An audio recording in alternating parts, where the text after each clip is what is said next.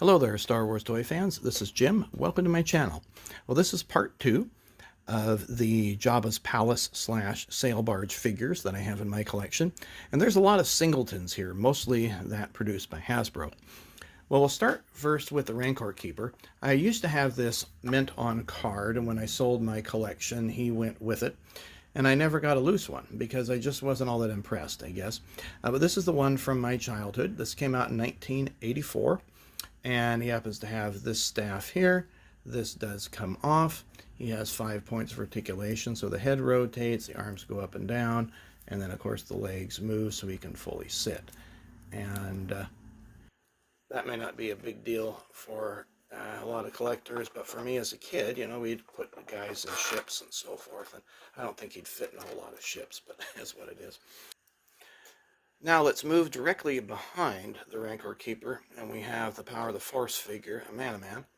This is one of the last 15, some people call it 17, but really those two Ewoks came out in 84. So a Man-O-Man, kind of an unusual figure. He doesn't get much screen time, but it's kind of a cool mold. Reminds me of a dinosaur in a way. Comes with this staff here with a bunch of skulls on it. The arms move fully up and down like so. And so do the legs, but a lot of good that does because the tail doesn't move, so it's just fixed in place. So I guess all he can do is stand.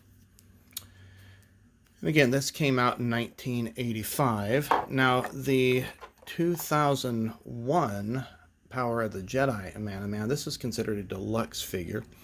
And not only does he come with the staff, but he also comes with this skeleton, as well as a much smaller version of Salacious Crumb. Now his articulations are a little bit greater. The arms move up and down like so, and they kind of have a ball joint here at the shoulder, so you can see how it can rotate. The legs do move minimally, but like the Power of the Force one, the tail doesn't move, it's fixed in place. So again, doesn't do you much good. You can see that the feet kind of get in the way of each other with those toes. Not sure how the guy moved around.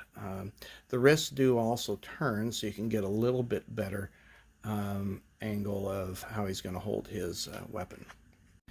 Now, moving to Yakface.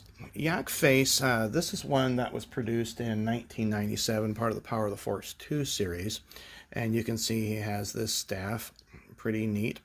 He only has 3 fingers on his hand, and so that's just how he's going to grip it. So you have to slip the staff between the fingers. He happens to have 6 points of articulation, and he has this vinyl cape, which is pretty much fixed in place. You're not going to get that off. The head does move, the waist does turn minimally, and the legs, whoops, does allow him to sit, but that's pretty much it. Now, Yakface is one of 2 figures in the original Kenner line that I don't have. The R2 with a lightsaber is the other one. And it's just way too expensive to justify spending that much money on a piece of plastic. Maybe if I get lucky and I'm able to find one that's in really rough shape and can repaint it. But for now, this is my Yakface. Now, the other 2 figures directly behind him, I get those guys mixed up. And so one's called Jay Quill, and the other's called Tana Spijek, and they're both off of his Sail Barge. They're both part of the 2003-2004 Saga series. They're kind of ugly, in my opinion.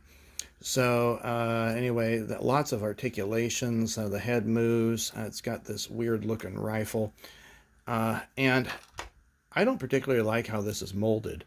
Look at the arms. I mean, it's great that you have these articulations, but things are not flush. The joints aren't flush, and I guess maybe if you like that, that's okay. The legs do kind of move, but again, the tail's kind of stuck in place. So, and it does rotate at the waist. The other guy, Gao, I'm not really sure. Just as ugly. Same points of articulation. So I think it's pretty much close to the same mold as far as the arms are concerned and the legs. Just a different torso and different head. But yeah, these guys just kind of stand there and look ugly. A big piece of the plastic. Now, Ishitib came out in 1998. It's too bad that Kenner didn't produce this guy. Kind of cool. Starfish, starhead. He has 6 points of articulation, so the head moves. You can see where it does turn at the waist.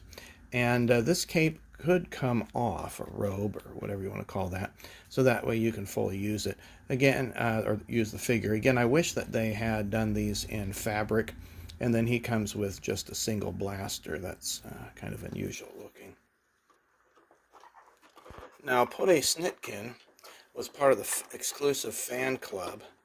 Came out in 1998 as well. There are 4 figures that came out that year. And he also has 4 points of articulation, though he's so bulky it's hard to kind of move him around, almost like the other 2 in the center here. The legs do move, the head kind of, well, not really. I suppose it could move. He's got this blaster, and then, I don't know what you call this, a battle axe, maybe? Too bad the wrists don't rotate, and he just has 2 fingers and a thumb, and that's pretty much it. The last one in my collection is Biomar Monk. This was a mail order exclusive, came out in 1997.